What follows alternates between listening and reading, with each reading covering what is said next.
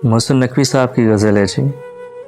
लिखते हैं कि अश्क आँखों में छुपाते हुए थक जाता हूँ, बोझ पानी का उठाते हुए थक जाता हूँ। पाँव रखते हैं जो मुझ पर उन्हें एहसास नहीं, मैं निशानात मिटाते हुए थक जाता हूँ। बर्फ़ ऐसी कि पिघलती नहीं पानी बनकर, प्यास ऐसी कि बुझाते हुए थक जाता हूँ। अच्छी लगती नहीं इस तर्जा शनासाई भी, हाथ हाथों से मिलाते हुए थक जाता हूँ। गम गुसारी भी अजब कारे मोहब्बत है कि मैं रोने वालों को हंसाते हुए थक जाता हूँ।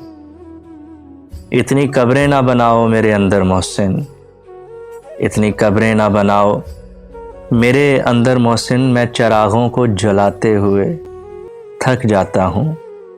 बोझ पानी का उठाते हुए थक जाता हूँ, अश्क आँखों में छुपाते हुए थक जाता हूँ।